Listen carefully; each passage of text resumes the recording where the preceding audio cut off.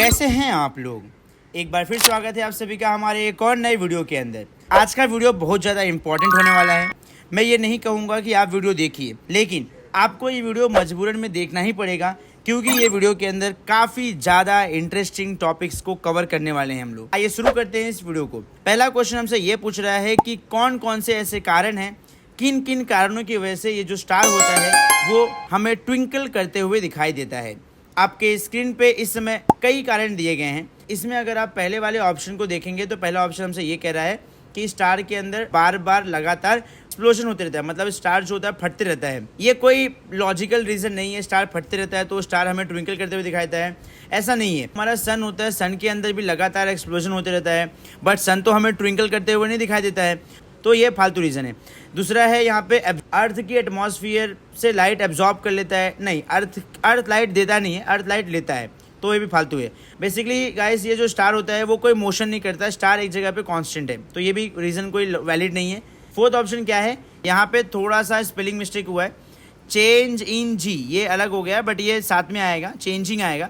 ये जो स्टार होते हैं, जब स्टार से लाइट अर्थ सरफेस पे आती है तो अर्थ के ऊपर एटमॉस्फेयर है और एटमॉस्फेयर के अंदर बहुत सारी गैसेस हैं, तो गैसेस का अलग अपना रिफ्रैक्टिव इंडेक्स होता है, तो उसकी वजह से बार बार गैसेस से वो लाइट टकराती है और गैसेस से बार बार टकराने के बाद उसका वहाँ पे रिफ्रैक्शन होता है। मल्टीपल रिफ्रैक्शन के बाद हमें वो लाइट हमारी आंखों तक पहुँचती है।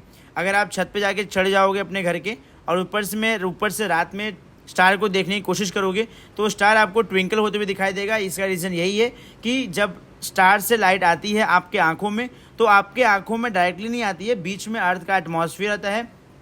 अर्थ के एटमॉस्फेयर में बहुत सारी गैसेस होती हैं, वो सारी गैसेस से रिफ्रैक्ट होकर टकरा के तब वो लाइट आपके आंख में आती है। यही रीज़न है कि आपको रात में स्टार जो होता है वो ट्विंकल करते हुए दिखाई देता है, जबकि स्टार ट्विंकल विंकल करते नहीं हैं। आगे समझते हैं सेकेंड क्वेश्चन। सनराइज़ की बात करूँ अगर मैं, तो सनराइज़ अपन थोड़ा समय पहले ही देख लेते हैं। जब तक सन हॉरिजॉन के ऊपर नहीं आया होता है, मतलब सन एक लेवल के ऊपर नहीं आया होता है, उसके पहले भी हम लोग सन देख लेते हैं। ऐसा क्यों होता है, क्या रीज़न है इसके पीछे? तो इसमें आपको 4-5 ऑप्शन दिए हुए हैं, तो उसमें से सही ऑप्शन जो है वो है रिफ्रैक्शन ऑफ लाइट। अगर सन हॉरिजॉन के बिलो होता है, क्योंकि सन एक बहुत ज़्यादा ब्राइट सब्सटेंस है, तो सन से लाइट निकलेगी और वो लाइट जाती है एटमॉस्फेयर के अंदर। एटमॉस्फेयर के अंदर बोले तो हमारे आसमान में जाएगी, और लाइट आसमान में जाने के बाद गैसेस से लाइट टकराएगी, तो वाटर ड्रॉपलेट से टकराएगी, तो इस यहाँ पे लाइट के साथ होगा लाइट का रिफ्रैक्शन। ये लाइट हमारी आंखों तक आएगी और हम देख सकते हैं कि भैया सन एक्चुअल में हॉरिजॉन के ऊपर नहीं आया, उसके पहले भी हम लोग सन का जो चमक होता है वो हम लोग देख सकते हैं। तो इसलिए ऐसा कहा जाता है कि हम लोग सनराइज़ के पहले ही सन को देख सकते हैं, थोड़े समय पहले, और सनसेट के थोड़े समय बाद तक भी हम सन को देख सकते हैं। अब अगला क्वेश्चन अगर आप ध्यान से देखोगे तो यहाँ पे हमें ग्लास के रिस्पेक्ट में एयर का रिफ्रैक्टिव इंडेक्स दिया है जो कि 3/2 है, एंड इन्होंने हमसे पूछा है कि उल्टा बताओ क्या होगा। उल्टा मतलब refractive index air with respect to glass, तो कुछ नहीं, हम लोग उल्टा कर देंगे। तो मैं आंसर आपको डायरेक्टली बताता हूँ, आंसर होगा 2/3। अब सही आंसर ये कैसे आया, क्योंकि सर हमें glass with respect to air दिया है और हमें फाइंड करने बोला है air with respect to glass, मतलब हमें बस इन्वर्स करना है उसको। बिल्कुल क्वेश्चंस में दम नहीं है। अगले क्वेश्चन में यहाँ पे कुछ तो न्यूमेरिकल वैल्यू दिया हुआ है। If the speed of light in a medium is 1.5 × 10⁸ दिया है, ये 108 हो गया है by mistakely, but it should be 10⁸ metre per second. What is the absolute refractive index of medium. यहाँ पे क्वेश्चन ने हमें लाइट की स्पीड दी हुई है और क्वेश्चन ने पूछा है कि आप हमें एब्सोल्यूट रिफ्रैक्टिव इंडेक्स बताइए इस मीडियम का क्या होगा। आइए जानते हैं इसका सलूशन। स्टूडेंट्स, हमें दिया गया है वेलोसिटी, लाइट की वेलोसिटी मीडियम में क्या होगी, तो वो होगी 1.5 × 10⁸ मीटर पर सेकेंड। जब आप लोग ऐसे प्रकार के क्वेश्चन को सॉल्व करते हैं तो यहाँ पे कुछ चीज़ें ना आपको बाय डिफ़ॉल्ट पता होनी चाहिए, एंड उन चीज़ों में पहली चीज़ मैं आपको रिकमेंड करूँगा वो है वेलोसिटी ऑफ वैक्यूम। मतलब अगर कोई एटमॉस्फेयर नहीं होगा तो वहाँ पे लाइट की स्पीड क्या होगी, तो वैक्यूम में लाइट की स्पीड होती है 3 × 10⁸ मीटर पर सेकेंड।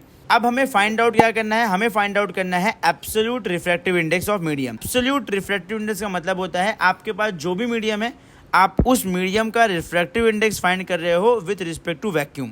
फॉर्मूले में हम लोग यहाँ पे यूज़ करेंगे absolute refractive index of medium with respect to vacuum is equal to c. Basically ये बताता है हमें velocity of light in vacuum. C लिखो या फिर आप इसकी जगह पे velocity of light in vacuum लिखो, वो दोनों एक ही चीज़ हैं। और डिनोमिनेटर में जाएगा velocity of light in medium. तो आइए वैल्यू पुट करके आंसर निकाल देते हैं। तो इसके सोल्यूशन में हम लोग यहाँ पे लिख देंगे absolute refractive index of medium with respect to vacuum is equal to velocity of light in a vacuum that is 3 × 10⁸। Denominator में आ जाएगा velocity of light in medium जो कि होता है 1.5, बोले तो 1.5 × 10⁸। 3 कैसे बनेगा? अगर मैंने आपको 1.5 रुपये दिया, मतलब आपको मैंने 1.5 दिया और फिर आपको 1.5 दिया, तो 3 बन जाएगा।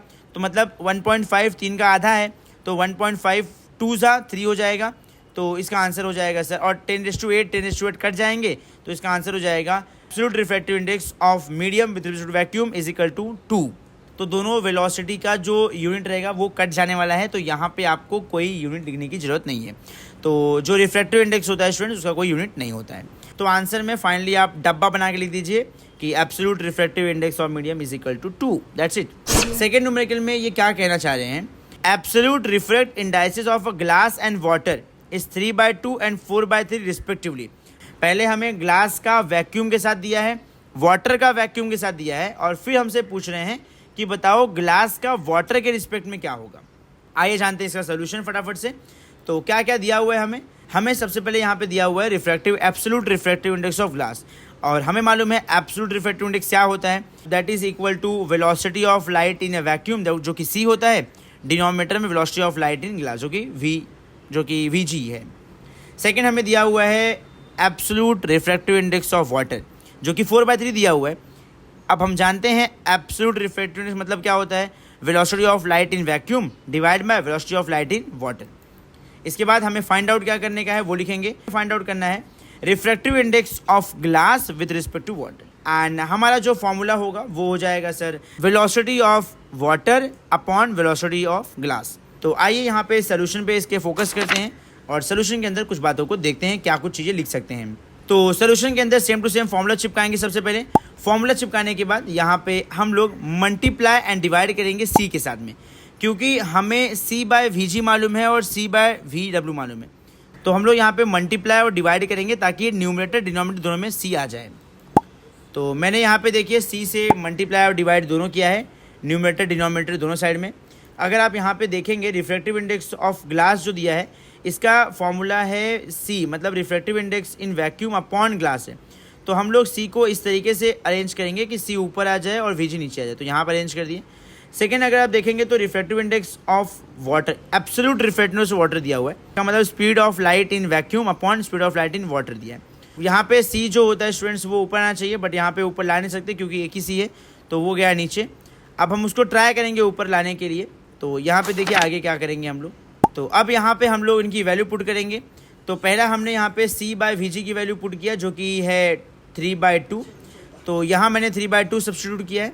और सेकंड में यहाँ पे मैंने पुट करना है Vw/C, बट मेरे पास C/W है तो मैं उसको उल्टा कर दूंगा, तो ये हो जाएगा 3/4। अब इसको मल्टीप्लाई कर दीजिए, 3 3 हो जाएगा 9 और 4 2 हो जाएगा 8। तो आ गया यहाँ पे जो हमें चाहिए था। तो refractive index of glass with respect to water जो है वो हो गया 9/8। बहुत डिफिकल्ट नहीं है और बहुत आसान भी नहीं है, लेकिन चीज़ें आसान तब हो जाएंगी जब आप लोग वीडियो देखने के साथ साथ में नोटबुक और कलम लेके बैठेंगे और साथ साथ में लिखते रहेंगे, तो आपको चीज़ें समझ में आने वाली हैं। अगर आपको वीडियो में बताया कि कोई बातों से तकलीफ है, परेशानी है या कोई प्रॉब्लम है या कोई सजेशन आप देना चाहते हैं तो आप कमेंट करके बता सकते हैं। अगर आपको ये वीडियो कुछ ज़्यादा हेल्पफुल रही है तो प्लीज़ चैनल को सब्सक्राइब करना बिल्कुल ना भूलें, और अपने दोस्तों के साथ ज़रूर इस वीडियो को शेयर कर दें जिन लोगों को इस क्वेश्चन के आंसर को समझने में तकलीफ आ रही है। Thank you for watching. जय हिंद।